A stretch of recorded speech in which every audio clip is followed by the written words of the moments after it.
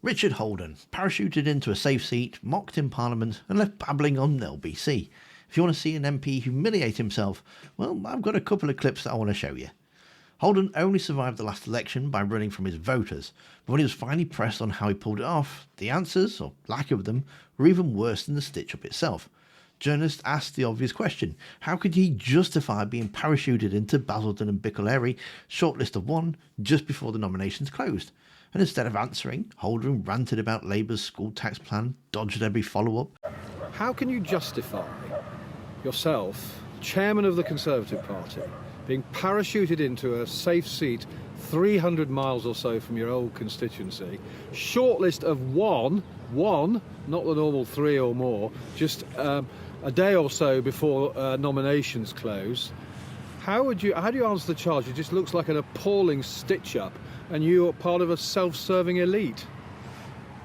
This interview is about Emily Thornberry's comments today, and when she admitted that it's going to be our children across the country who pay the price. This is a pool interview, and other broadcasters have asked me to ask about your selection, and we want to ask about it as well. I come back to the question.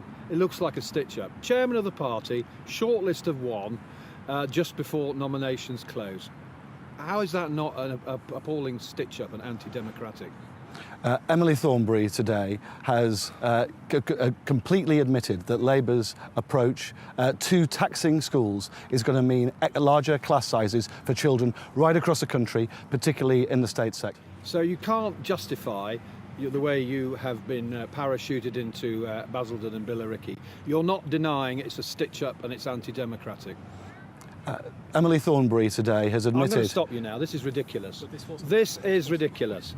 You said in an interview earlier this year you were bloody loyal to the North East. What happened to that? John, I've already answered these questions. No, you haven't. Actually, I have. When? When I did a Channel 4 News interview last week. Oh, right, it's one broadcaster, isn't it? This is a pool interview for all the other John, broadcasters. I think these broadcasters agreed that the questions would be... No, nobody agreed that at all. I've got a list here of questions from other broadcasters. And if you thought he could just shrug it off, well, Chris Bryant certainly made sure he couldn't. In the Commons, Bryant reminded everyone of Holden's cowardly chicken run, which had the whole house laughing. So in your career, you can sum it up in 2 words and a punchline. Well, you pretty much got a problem. Well, the big thing that so many musicians are asking for is to ensure we can get those touring rights sorted out with our European counterparts. I just wondered if the Minister could update the House on what progress, if any, there has been, and if we can go further to get actually our bands out there and their bands over here. If only he'd been a minister in the previous government when they failed to take the deal that was on offer from the European Union. I mean, look, we are working I'm absolutely determined to get this sorted. We got something... Oh, listen, I mean, if he wants to start promoting creative industries abroad, he might start thinking about film, for instance, Chicken Run. But Holden still hasn't finished embarrassing himself. On LBC, he was asked a simple yes or no question. Was Lucy Connolly a political prisoner? Now, we all know Reform's stance on this, despite Nigel Farage saying that there should be limits on inciting racial hatred. But we all understand there are limits to free speech, incitement.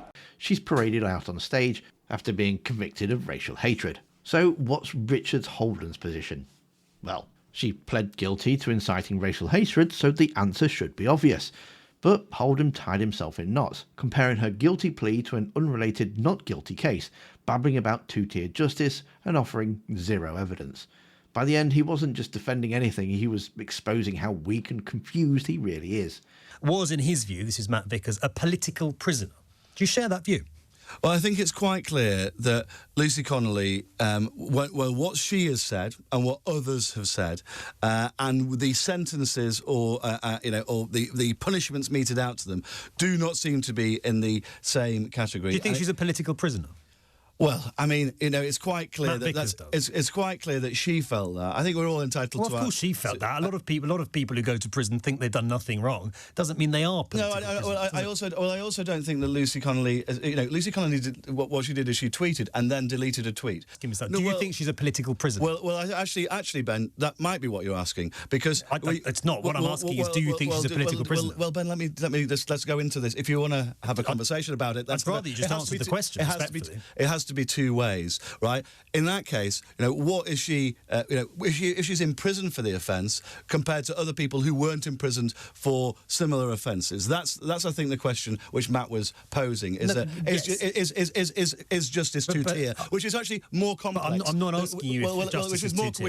I'm not asking you if her sentence was too harsh. I'm asking you whether you think she is a political prisoner, as your colleague does. Yeah, well, that's the point. The fourth time. That's the point I'm making, Ben, is that actually it's quite clear there's two-tier justice here. Well, she pled guilty in a court of law, right, to an offence, and was in prison for 31 months. But what are the two tiers? Is what I'm getting at. Well, it's quite. We've seen other people saying things online and not being sentenced in the same. So your point is that people are treated differently based on what, their politics, their views? Well, that's exactly the point. That's exactly the point that is being made. Yeah, that people are being treated. But there's no evidence for that, is there? Well, I don't think that's true, Ben. What's the evidence for it? I think there is real concern out there at the moment. But what's the evidence for it? Well, I mean, just look at the. We saw there's been a case. A prominent case recently with a Labour councillor who pleaded not guilty and went to court. Lucy Connolly pleaded guilty. So you can't compare the two cases, can you?